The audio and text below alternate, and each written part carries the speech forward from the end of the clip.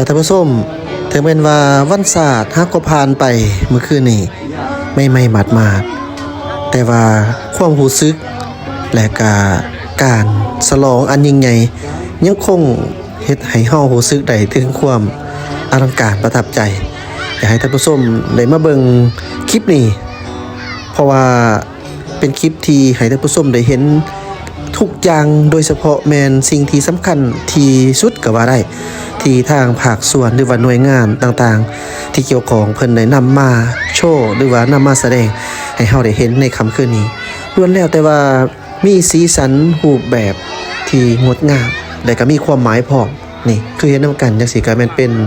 ทุ่งสาดเนาะเจ้าท่านผู้ชมเป็นทุ่งสาด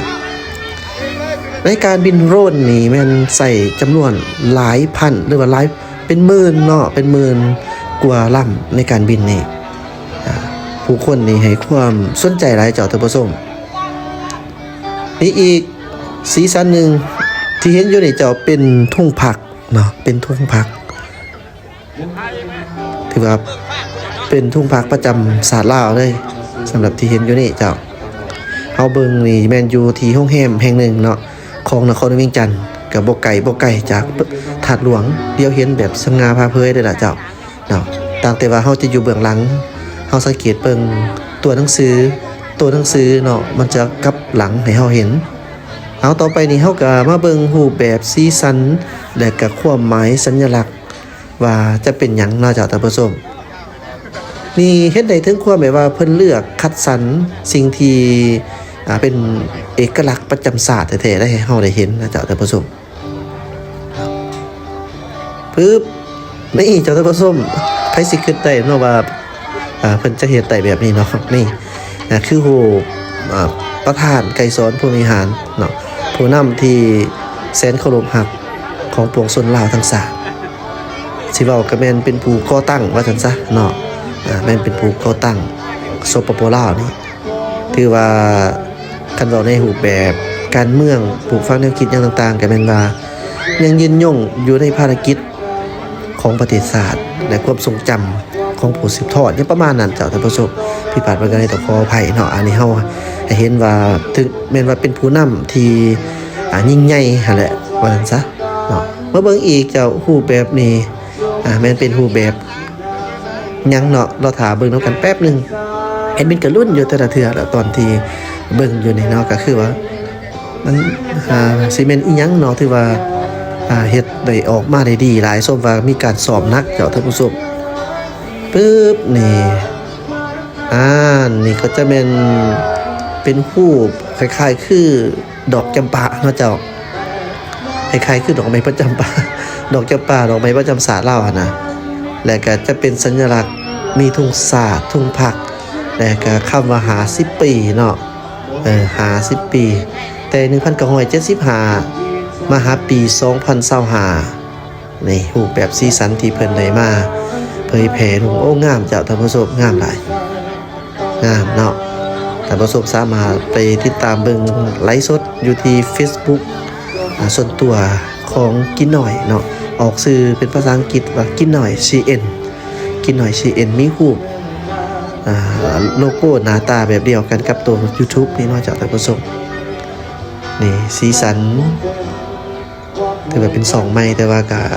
เรื่องมีผู้คนที่ต่ำสมควรเติบไว้นึงเนาะเจ้าก็บ่หลายครับกว่าเฮ็ดเด้เอามาเบิ่งตัวมาเบิ่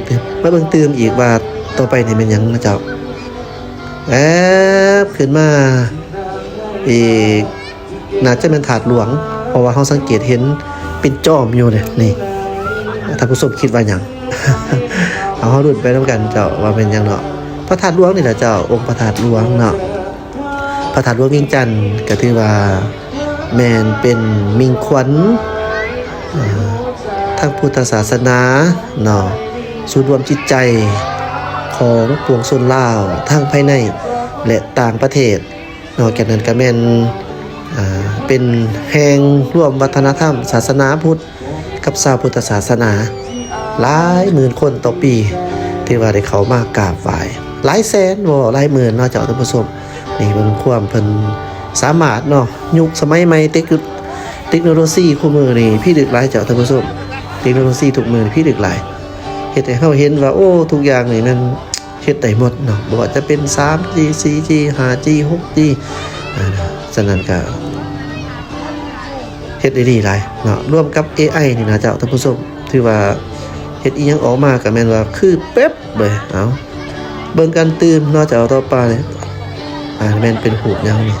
ประตูไส้เนาะเจ้าน่าจะเป็นประตูไส้แม่นแท้เนาะประตูไส้นี่ก็เป็นแลนด์มาร์คของทางนครหลวงเวียงจันทน์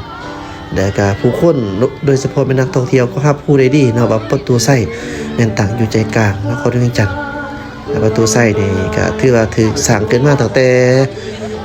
โดนสมควรเลยนะเนาะก่อนปี1945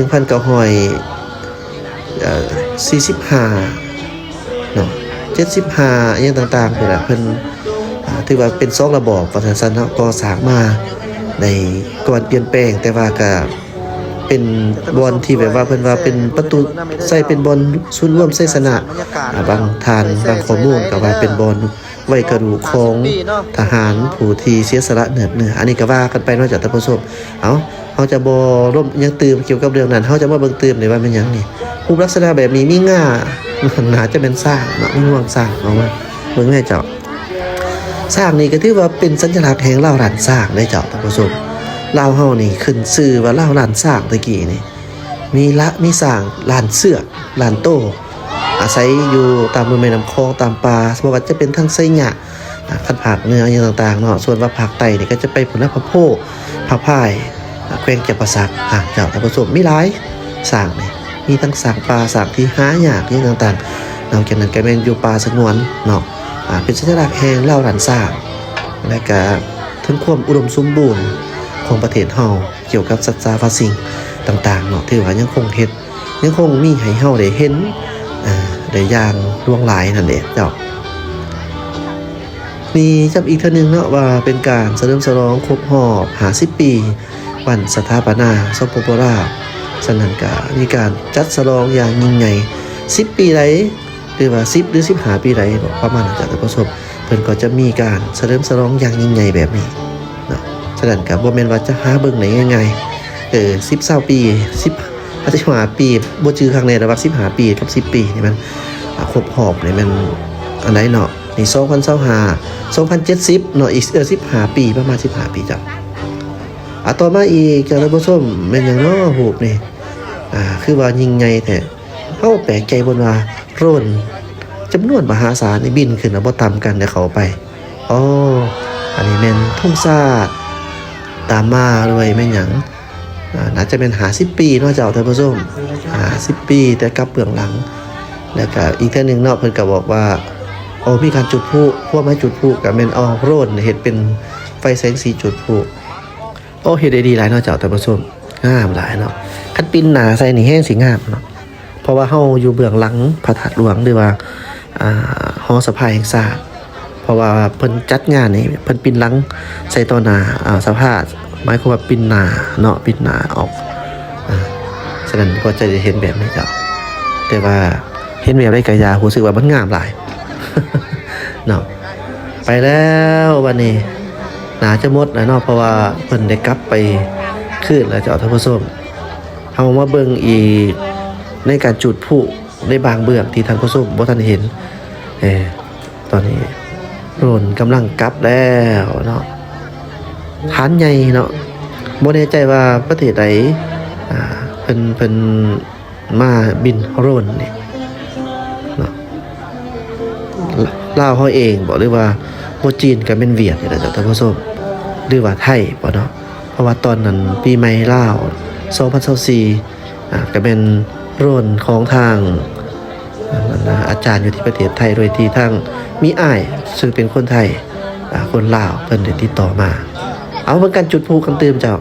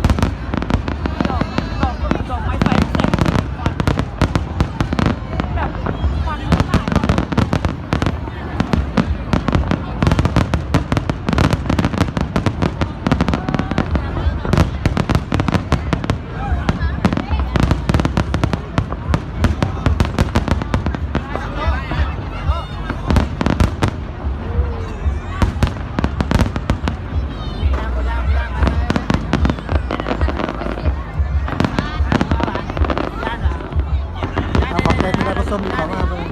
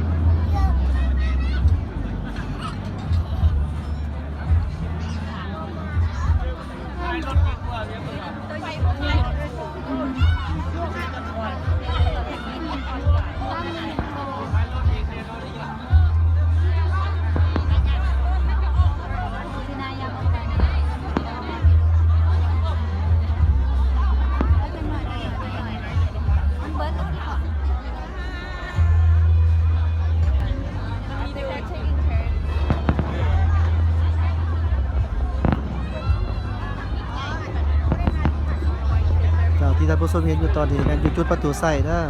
เพราะว่ามีทางประตูไส้แล้วก็ธาตุหลวงเด้อเจ้าสนามหลวงขอบใจที่เขามาเบิ่ง